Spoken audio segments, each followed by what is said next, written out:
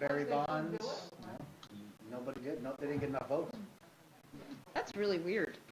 I wonder why that is. Spring training starts in 2 weeks. A happy day in my house.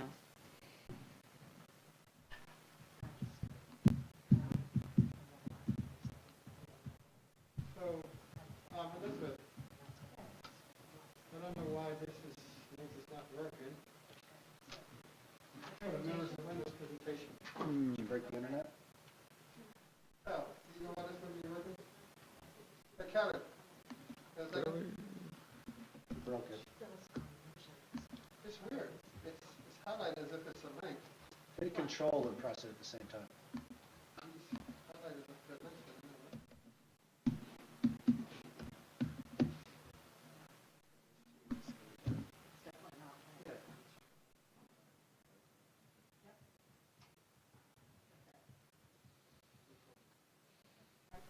No, I need all of them, actually. I want to leave.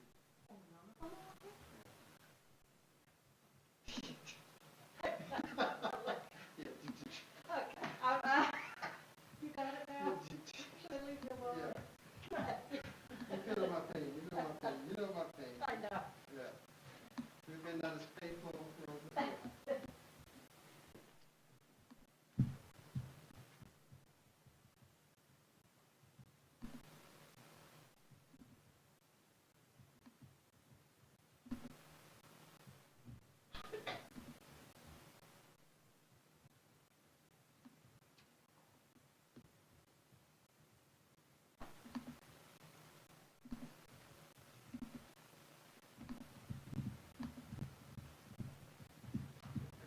So, Elizabeth, the two presenters want to chime in, or are you going to do it? Or are you going to come in? They're coming in virtually. Yes, they're coming in virtually. And I encouraged them to log in at 6:58. Oh, they said a minute late. Essentially. Did you send them the link today? They're all in fact, they're there. Good, perfect. Grace is there. Hello, Grace.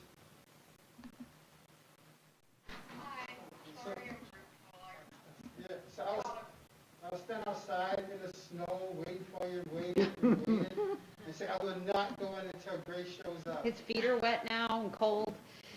I'm just joking. Grace. And I got confused because you don't usually send me the link for the meeting. Yeah. No, So it's I would not a problem. Not a problem at all. Not a problem at all, Grace. Thank you. You see on the right?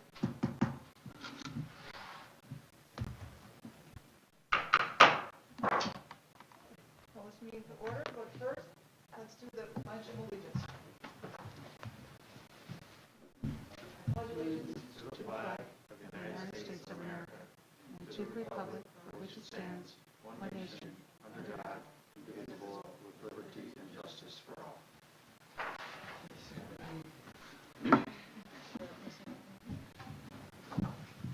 So,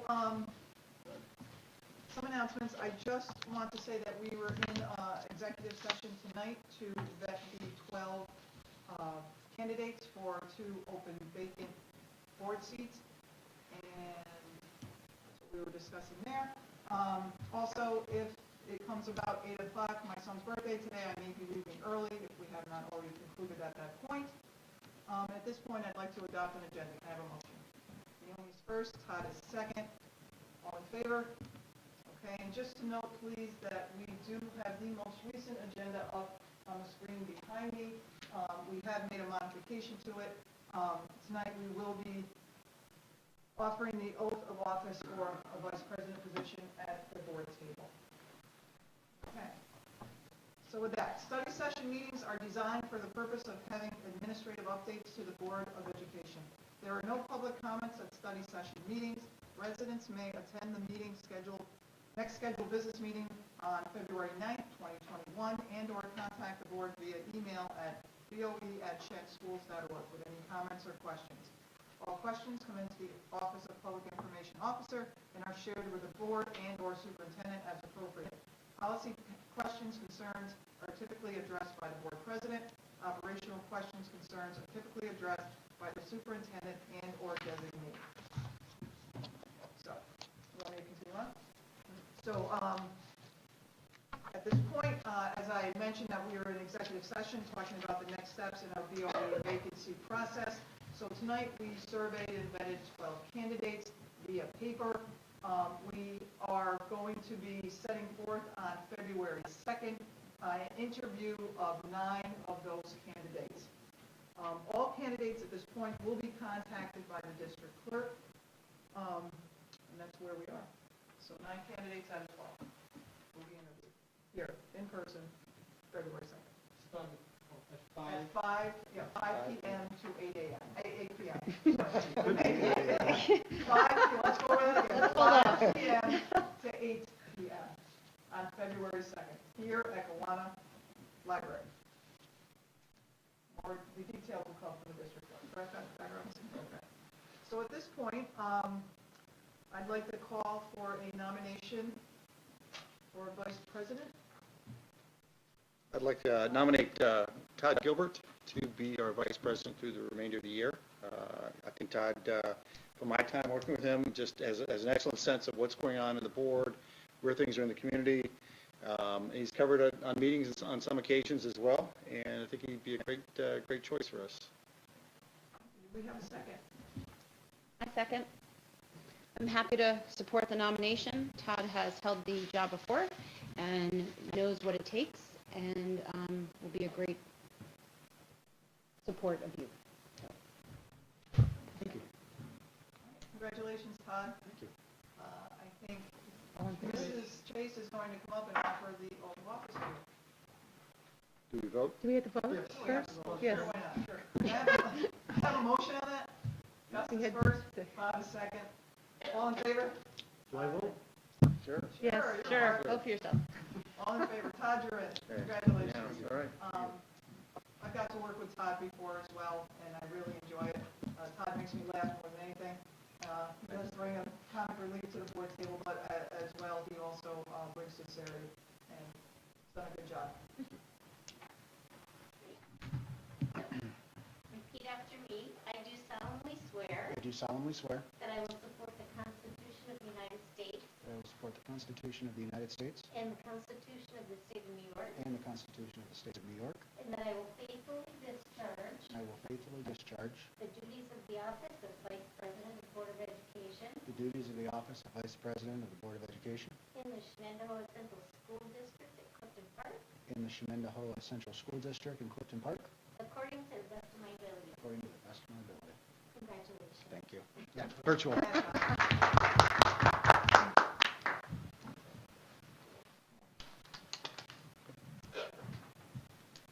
So, do we have any focus topics tonight that we want to discuss? I got one. Okay. I just want to bring attention to everybody, some of the things coming through from the governor in terms of state education. There is a movement afoot to, I guess I'd use the term of bundling all the interactions that we have with BOCES. Typically, there's like about 10 different categories. And the relationship districts have with your BOCES, and I think we work with more than one sometimes, it is a collaborative relationship where we're sharing services. And that sounds really complicated, but as we've seen from discussions with Dr. Oliver, a lot of things we do with the financial side can be summarized into sort of how you run your household. Okay, you share services. Okay, you might share a carpool with somebody. You might have a kid who's got driver's license and driving privileges, and when they're from college, you're sharing a car with them. Okay, you do that to ensure your quality of life is as good as you can make it within your family. Okay, you do that to ensure that you share phone services nowadays. Okay, you share gas for the car. There's a lot of things that you do, but really what districts need to do is keep track of these 10 different things that you typically share and not lump them together. I don't understand why the state's doing it. It might be cost savings internally to the state. Way up in state education, maybe they attain some savings. Okay, maybe that's the rational argument for it. But what you lose by doing that is you lose the sense that each district needs to manage these shared costs. And sometimes you look at it, and in your household you might say, I really don't need a third car. okay? My kid's in college, and, or maybe I only need one car. But you make that decision so that you can make the most of your funding every year. You want to, in education, districts need to maintain and focus on the highest value of the educational services in their respective district. And so when we've done this over the years, maybe we cut back on what we support with BOCES for several years because we don't need it, and that frees up dollars to provide educational value somewhere else where we do need it. And so each district has to figure that out. You can't consolidate or bundle that up at the state and it's all going to work out. Now, what will happen with this move, because it was tried over the last several years, hopefully there will be significant resistance from the district and NISBA to say, we really don't want to do it. And I assume that resistance from the superintendents, because for your educational work in America, your local school districts have to fight for as much value for their students as each year, and things change. And you might find in that year that you don't need as much in one area, but you need more somewhere else. And you have to shift those back, and you have to be accountable for that. So that's kind of my way of summarizing this. It's kind of like you're running your household. In some years, you might find out that you don't need that additional car because it's just not there. Well, what could you do? You could sell it, or it's one less car payment, or you figure something, or you don't need to be doing a carpool. Maybe you can carpool with somebody else, okay? And there's a sharing there, but if you're properly managing it, you get the most bang for the buck, and as districts, you should get the most educational value for the dollars that are coming at you by balancing those things out. So I just want to bring that up. I think that's an important point that, and I think it may be discussed further, but that's my perspective on it, and we need to fight to control as much of our funding destiny so that we get as much value for those dollars to our students. That's all. Great point. Thank you, Bob. You're welcome. Anybody else want to share anything? That's right. Let me just pause. So Dr. Midlack and Mr. Sherman, I'm going to put you guys on notice now for, in a brief moment here, after my comments, I'm going to pull your presentation up, and then you'll be on, just put you on notice to get ready. So it'll be a couple more minutes just to get you ready for that presentation.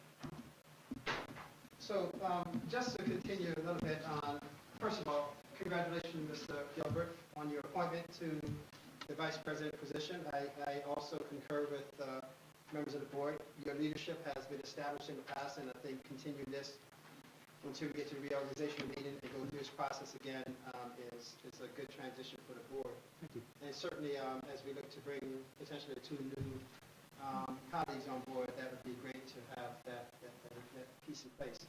Just a couple of quick things I want to mention. We have a couple updates this week that transpired that I think is worthwhile noting. Sports is in the news, and sports is in the news because the governor in his recent press announcement, also there was a modification to, there was also a modification to the, I don't think our microphones are on, Mr. Sherman. This is not on. Tested it too. It was on at one point. Is that on time? Just 1 second as we transition for some minor technical difficulties here.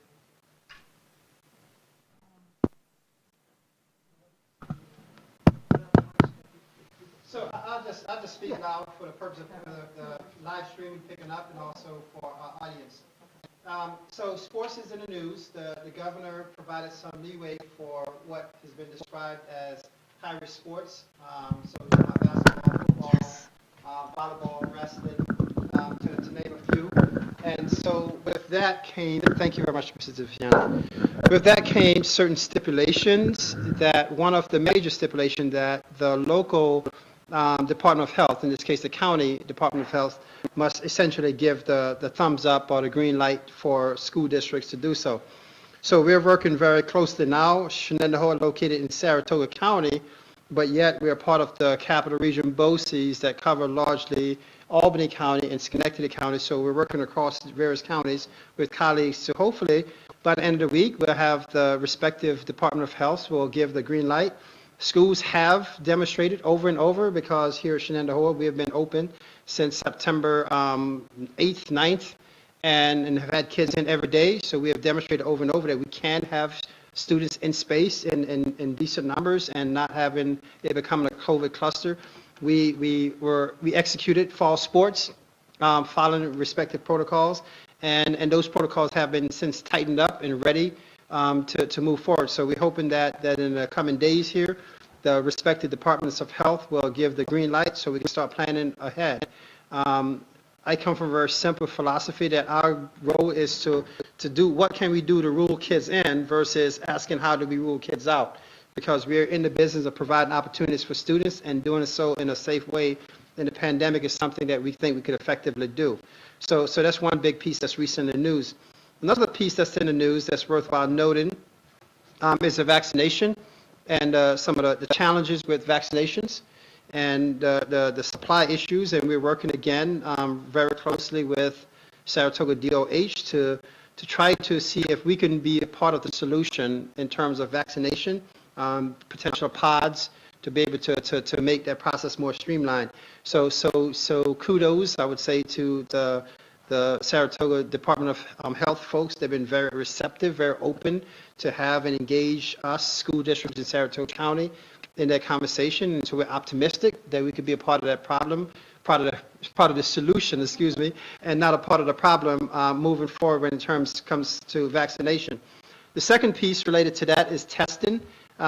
We have since applied for an independent limited service liability, SLL, designation from the state, because our current one with Saratoga County is contingent upon schools being in a zone, in a designated zone, and based upon everything, all indicators, I don't foresee the state designating a zone anytime in the near future.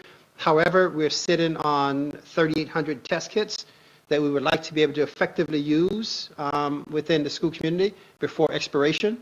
So hopefully by the end of the week, if not middle of this time next week, we'll have that designation, and we'll be unveiling some testing procedures. Mrs. Stevenson and Mrs. Miller were part of our pilot group that we did to do some drive-through testing piece. So we're looking forward to having that process up and running again in a couple of weeks. So those are a few comments that I wanted to offer here related to that. And before I bring our two presenters on, I'm just going to lump the two items that I had here, the budget roadshow and the budget, as a part of my comments as well. So as Dr. Wood come forward. The budget roadshow process, for people who may not be familiar with that, every year we present the budget to a wide variety of venues, at PTA meetings, at faculty meetings, at senior citizen meetings, at town board meetings. And so we're in the process of doing that now. Most instances it will be virtual because most places are only having virtual access to meetings. So we're in the process of putting that schedule together, hopefully by, maybe even by as early as Friday for Friday Bulletin. I'll share with the board. But just let the board know and the public know that even in the pandemic period, we will continue to do some of those things to engage the public so they can understand what's being presented in the budget. The referendum for the capital project is also going to be an item on the referendum, the vote for the May vote, as well as the 3 seats for the board members. Mr. Presley, incumbent board member, will hopefully be running again. He nodded his head yes, so that's an affirmation, as well as the 2 vacant seats. The one from beloved board member Gary Delao, God bless his soul, and also from Mrs. Rajat, who committed a tremendous amount of service to the school district, and we're very much appreciative to her service. So we're looking forward to filling those positions as well. So the roadshow process is being developed as we speak. The second piece I just want to briefly mention is that also big in the news was the governor's budget, or what they call the executive budget. And so for people who are unfamiliar, the governor of New York has tremendous power actually within the budget in terms of writing things within the budget bill that the legislature then has to negotiate in or out, so to speak. And so the executive budget came out, and there were some interesting pieces related to the executive budget. Again, just to summarize, because it's a 400-page document, 400-plus page document, Just to summarize, there's a tremendous reliance on federal funds to backfill some of those gaps. And while we're grateful that at this point here in January, we're not faced with the wrath of a potential significant reduction in funds moving forward, the backfill of federal stimulus funds still cause a lot of uneasiness, because the question happens, what happens the next year after that if we don't have more federal funds, and or if the economy isn't back to a place where the coffers of the state of New York is at a place that could effectively support schools. So we're watching that very, very much from both a technical perspective in terms of what we're doing now, and then a long-term perspective. So even as a part of our budget development conversation that we'll be having with the board in the coming weeks, that's going to be a major part of it. What does that mean on the revenue side, as well as some expenditure decisions that we're making? Mr. Presser alluded to one of the things that was also in the executive budget was a combining of different aid categories into a single aid category.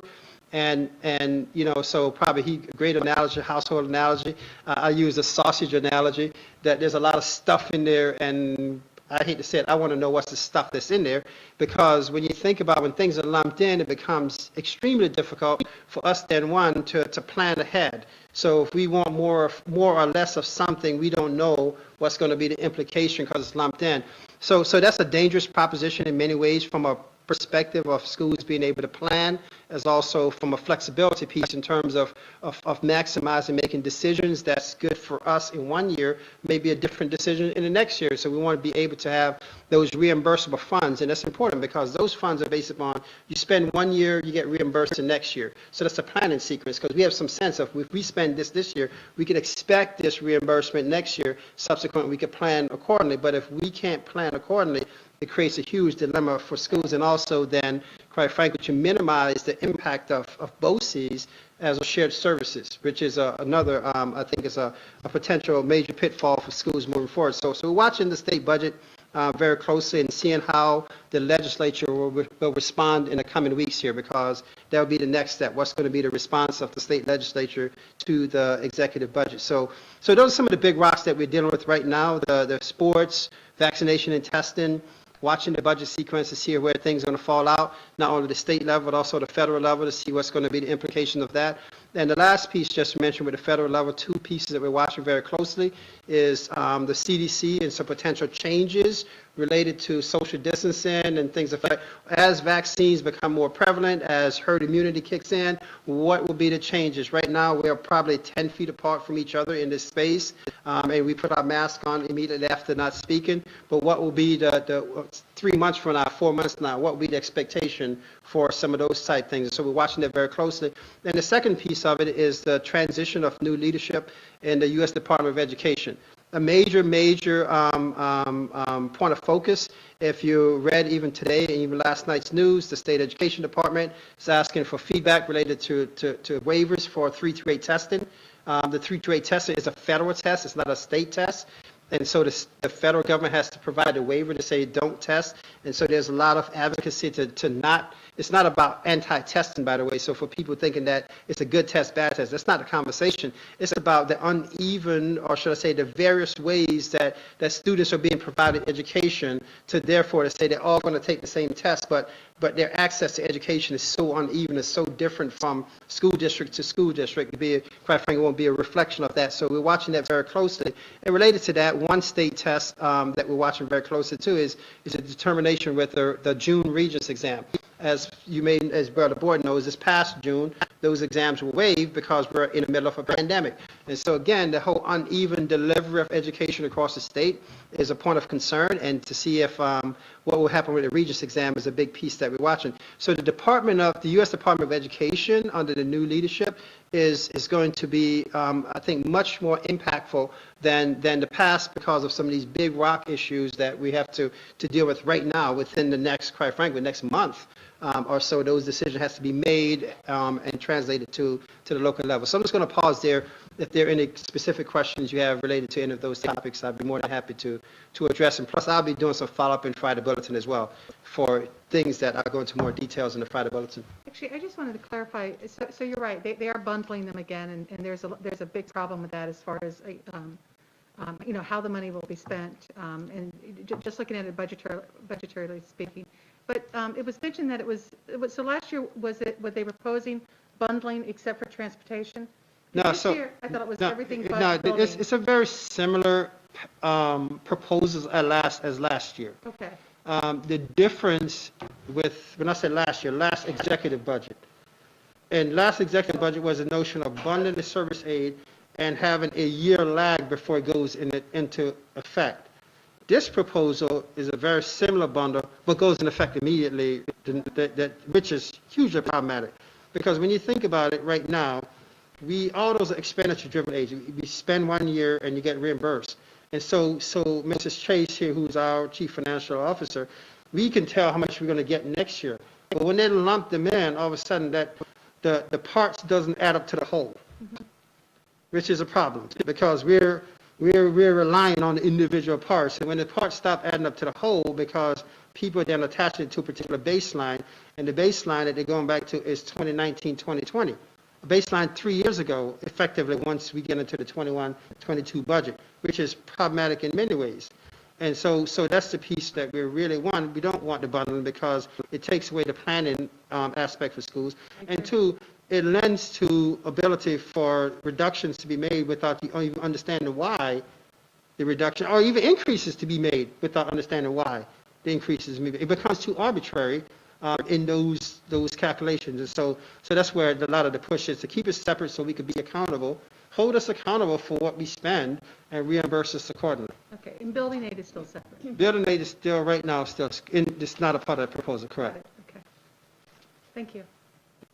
So those are just some quick touch bases. So Dr. Wood is here, and so just kind of actually I'm going to provide some context in terms of where we're coming from and where we are with the presentation on mirrors and windows, and she also introduce her colleagues that are here. Yes, absolutely. So I will pass around some sample books so that you can see some of the things that we were talking about. Dr. Robinson, you've got a pile here. So we often refer to windows and mirrors. Thank you. And I've also heard it referred to as doors as well, doors into somebody else's life or lived experience. And this presentation, while I'll be kicking it off, and then we'll transition to Dr. Rochelle Mitlak, our K-5 ELA Social Studies and AIS Academic Administrator, and also Kathy Sherwin, our 612 English Academic Administrator. So they'll be joining us tonight virtually. And so while the three of us are speaking about this topic, we think it's really important that we know we are here on behalf of our larger community. This is not the work of the three of us. This is the work of our community. This is the work of administrators really committed to diversifying our text. This is the work of teachers really committed to diversifying the instructional materials they're using in the classroom. It's the work of our librarians coming forward and helping to identify more diverse texts. So we represent the quality thinking and work of many. For many years now, we've had globally competent people or persons as part of our profile of a Shenendehowa student. And we have known that this is an important thing and something that we really want to make sure we're focusing on as students go through the school system. However, the reality is when you took a look at our instructional materials, you found that we may have been talking about it, however, had not been as intentional as we needed to be to make sure we were diversifying our texts. And in the last 3 to 4 years, and it's like nobody was intentionally not doing it, but you realize that if you just kind of go along with the status quo, you may not see as many diverse texts to purchase and integrate. And when you start doing a survey of what is and what has been in the classroom, it has not, either represented all of the students who attend Shenendehowa and or, as importantly, the larger global community, the world that we are preparing our students to enter into. And so this work is really important because we are committed to diversifying our text selection. We believe all students, and let me underline the all students benefit from broad, diverse exposures. And we know that Shen is growing in its diversity, and we want to make sure that our students are prepared to enter the large, very diverse world. And so with that, I will turn it over to Dr. Mitmuck. Hi, good evening, everyone. I'm really proud to be part of the Shen team and to be sharing the work that is being done on the elementary level. The quote you see in front of you is from Dr. Rudine Bishop Sims. And Rudine Sims Bishop. She's a professor emerita from Ohio University. And she is referred to as the mother of multicultural literature. And it is her quote from 1990 where she talked about books providing windows, mirrors, and sliding glass doors for children to see themselves and learn about others, which serves as the framework for us when considering culturally diverse texts. And when we make decisions at Shen about implementing materials and curriculum, we go through a process of first understanding the why, then figuring out the what, then figuring out the how we're going to implement things, and ultimately we need to determine whether or not our work was successful. So the slide you see in front of you refers to the what and the how, the exact curriculum or the materials, which are books, and some of which you're looking at, which were selected from lists compiled from Global Read Alouds, librarian lists, award lists like the Caldecott, the Newbery Medal, and the Credicott Scott King Medal. There were also lists of books put together by Dr. Ebony Elizabeth Thomas, who's an associate professor of the University of Pennsylvania, who focuses on diverse children's literature to break down stereotypes. And some of the books you're looking at are All Because You Matter by Tammy Charles, that speaks about how we all matter in the world, no matter who we are. And there's another book you may be looking at called Same Difference by Kalita Garcia Rawls, which speaks to how we are all special with all of our similarities and all of our differences. The how, or how we're doing this, is different from building to building. In some buildings, on the other slide, in some buildings, we are looking at classroom libraries where individual teachers have the same books on a grade level so that all children on a grade level are having the same experiences. And in some buildings, the entire building is exposed to the same literature. Some principals are reading these books out loud on morning announcements, and that started when we went to remote learning in the spring. We also have teachers presenting books at faculty meetings on a monthly basis so that the entire faculty can get to know which literature has been added to the school community. We also have guest readers, including Dr. Robinson and Dr. Woods, who shared our books with our children in read alouds. In terms of instruction, when we read books with children, some of the strategies we focus on are wanting children to make personal connections. We want them to learn new information and revise their thinking, and we want them to make inferences and ask questions. And these are the very same strategies we're using with the culturally diverse texts. Our teachers are also being encouraged to make cross-curricular connections. And so on our next slide, we're looking at how we actually know whether or not our work is really successful and what the impact is both on our teaching community and on our student community. When we're reading our books, we want to look at how our kids are making decisions about problem solving, how they're building relationships, how they build and develop a sense of self. And some of our librarians and teachers are saying things like, before we can teach the curriculum, we must validate the personhood of every individual. Other teachers have said, children in our Shen community are seeing themselves and their classmates in literature, and they should experience a common understanding for all learners. Our students have said some interesting things as they see themselves in literature and see others in ways that they may not have before. One student said, more people in schools should learn about things that happen in the world because people are different from others. Another student said, students can actually learn important life lessons from reading these books about these people. Another student said, my great-grandfather was a Native American, so I have a personal connection to the natives.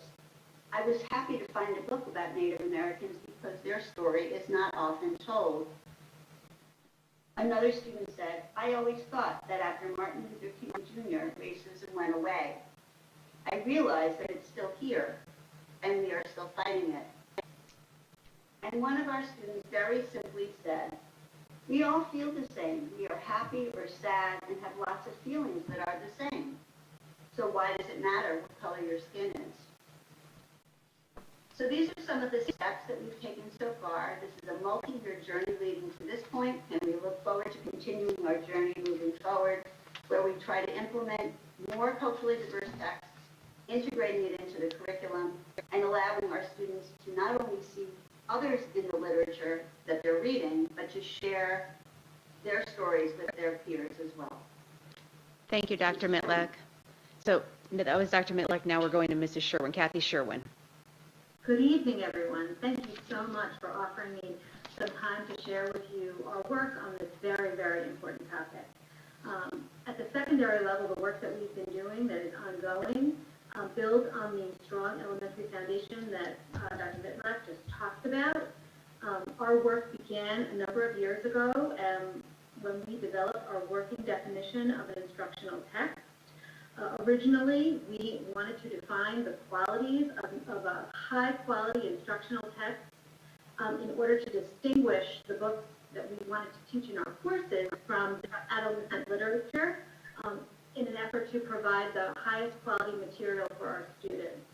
This definition has evolved over time to include the idea of windows and mirrors as something that is integral to a high-quality instructional text. And we continue to use it as part of our process when we are vetting new instructional texts to bring into our classes. If we move to the next slide, I want to talk a little bit about our incredibly deep commitment to the whole idea of windows and mirrors as integral to our text collection. We are completely committed that each student should see him or herself and or their world in at least one, but ideally more than one book that is taught in their English course every single year. In service of that, a couple of years ago, we undertook a deep dive into the text that we currently owned at that point to honestly take stock of what perspectives were represented in our collection. And after looking at data and comparing ourselves and our teaching and our books to the curriculum and instruction rubric, we learned that we had some work to do. We uncovered gaps. There were many perspectives and cultures that were not represented in our collection. And when we looked at the curriculum and instruction rubric, we evaluated ourselves as culturally pre-competent. Since that inquiry began, our work has resulted in some very exciting and wonderful outcomes, including our Read Aloud program at grade 6, through the generous support of the district in helping us to establish classroom libraries. Every single reading teacher is committed to beginning class with reading aloud a picture book. The books that the teachers have selected are diverse in terms of theme and topic, and are aligned with the whole idea of the lifelong practices of readers that are part of the New York State Next Generation Standards, including the idea that reading often and widely from a range of global and diverse is a lifelong practice that every person in the world should engage in. And interestingly, today I observed in a reading class, and the teacher began her teaching with a beautiful picture book called What Forest Knows, which was a book about the beauty of nature and how it evolved. And she used that book to spearhead a discussion with sixth graders about the themes in the book and even starting to talk about author's craft. It was a fantastic and exciting discussion, grade 6. Moving on to the next slide, I wanted to share with you some of the new instructional texts that we've brought into our middle school curriculum over the course of the last couple of years. I think the list evidences our commitment to the whole idea of windows and mirrors and diversifying perspectives.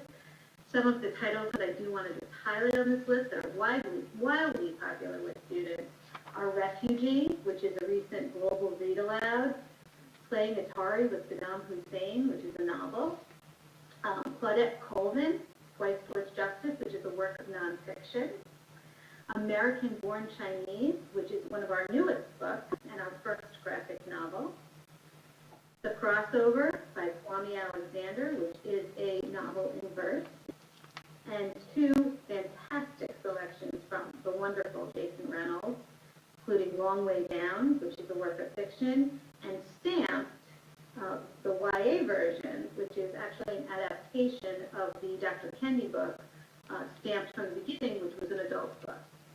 And we're really, really excited at middle school. Moving on to the next slide, with high school, we have brought in 18 new instructional texts over the course of the last couple of years. We are most excited this year at our new texts that are at the 9th grade level, Brown Girl Dreaming and Keeping Me Together, because they diversify the texts that students read far beyond the Romeo and Juliet and Of Mice and Men, which have been staples for years and remain wonderful texts, but now we have enhanced the selection for students. We have brought in a number of new books at grade 10 in order to diversify beyond Lord of the Flies and Macbeth, which again are wonderful, but do not allow each student to see themselves in their world in a book that is being taught in their English class. And then I'll just mention at grade 11 this year, we've brought in our first book from a Hispanic perspective called Clap While You Land, or When You Land. We're very excited about that. And as exciting as this is, and I could go on and on talking about each of these books, we know that just bringing in books is only a first step, that the work continues as we embed these books in our curriculum maps to ensure that we meet our commitment that every student see themselves in at least one or more books every year in their English course. So thank you very much. Yeah, thank you, Mrs. Sherwin. And we end with a quote, which I'll have you read. I'll just pause for a minute.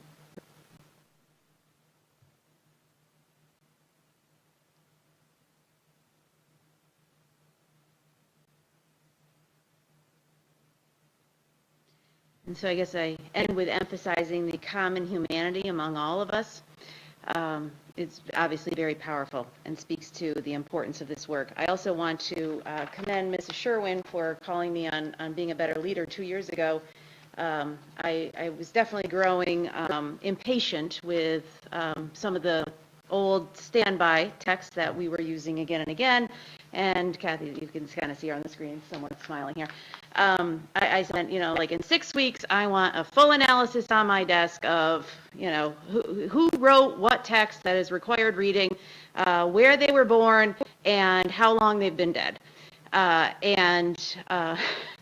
Kathy very gracefully said, well, we've been talking about the fact that it's really beneficial when I meet with the English teachers and we do some of this work together. So how about if we undertake this study as a department and perhaps this work could grow more organically? I could certainly provide that to you, but this could grow more. And I said, yes, good idea. And so thank you for the suggestion. It was a much better way to move forward. I was clearly showing my impatience at that time. And you can see tremendous progress has been made, and we certainly have a ways to go as well to make sure that all students experience literature that represents their background as they proceed through, and we also expose the students to the larger world around them. Thank you. This selection is Can I take this excellent. opportunity to thank Dr. Wood also for turning me on to a book that we actually brought into grade 12, which is Trevor Noah's Born a Crime, probably one of the most popular books in English 12, and that was all a result of Dr. Wood's recommendation. Thank you, Dr. Wood. Thank you very much for your presentation tonight. You want to talk about the school calendar? Sure. Just want to briefly mention this is not the final version, but we're working on the school calendar. This is always, ironically, This, in a typical year, this time of year, would have been hounded by people on the school calendar as they planned for spring break. However, consider the situation is no one is actually doing any long-term planning now. So regardless, we have a process we go through, and part of the process is to share an initial draft here with the board. Mrs. Carmen is also working with the respective unions because there's a lot of contractual implications with the contract itself. There's an implication with, and I share a draft copy with the board and file the bulletin too, so you have that. There are implications surrounding BOCES calendars, so make sure that the different BOCES regions are in the same place. If you recall, several years ago, we had Boston Spa had spring break one week and we had spring break the next week, which creates a huge, because we're in two different BOCES. So it's not Shen versus Boston Spa, by the way, I want to clarify that. It's just that we happen to be in two different BOCES. So the calendar is there. The big piece that we're waiting for now is actually a decision by the state related to what they call Regents Rating Day, because June 24th of 2022, by the way, we're talking about next year's calendar, not this coming June, we think will be graduation on that Friday. So it's important for the Regents Rating Day to be on that Friday because it serves as official day of school for us. So we're looking at some of those type things. Juneteenth, recently adopted holiday, will be recognized on the 20th of June on the calendar, and the state will be, the New York State already adopted it. State Education Department will become not a formal notice that should be recognized also in schools. So I'm sharing this with the board to let you know that probably this week, and we look to maybe potentially the first first business meeting in February, which will be the 9th, not the special meeting on the 2nd when we're doing the interviews. We'll probably be bringing the calendar back to the board if everything goes well, if we get some of these data points filled in. So I just want to give a board a heads up on that piece of it. Will Juneteenth be recognized this year as an official holiday? Well, this year it should be, and we're looking at that very closely because remember the state came out, New York State came out with it, and this was after we did our calendar piece. So we have to do some backtracking on that piece as well. So that's the intent. Yeah, I'm not sure. Okay.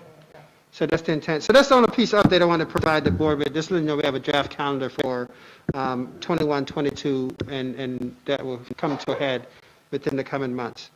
Other than that, those were the presentations we had for the board for a study session. So at this point, Madam, I'll turn over to you. I know you want to speak, so. As we go to the order, comments, I know, Naomi, you had one? Yes, I just have one. It'll be quick. Hopefully, is Todd timing me? I am. Sure. Oh, I guess it's timing me. So, as you know, I'm on the BOCES board. At this time of the year, typically, we see a letter from BOCES specific to the open seats. There's 2 open seats for the Capital Region BOCES Board of Education that will be filled by the component boards on April 21st. Like I said, that letter is coming probably this week, and I'll explain the change. There is a subtle wording change, but I'd rather wait until we get that to share that information with you. Thank you. That's it. Thanks. Did I do okay? All right. And just one comment real quick before we close up is that I really find at this point in time, just not statewide but nationally, people are shying away from any kind of public service. And it struck me tonight as we looked at 12 candidates that could put their hat in the ring to be vetted through on this process that we're doing to fill these 2 board seats. So I want to commend each and every one of them and thank them. So, okay. So at this point, if there's no other comments, okay, I move to adjourn. Can I have a motion? Bob is first, Todd is second. All in favor? Aye. Meeting adjourned.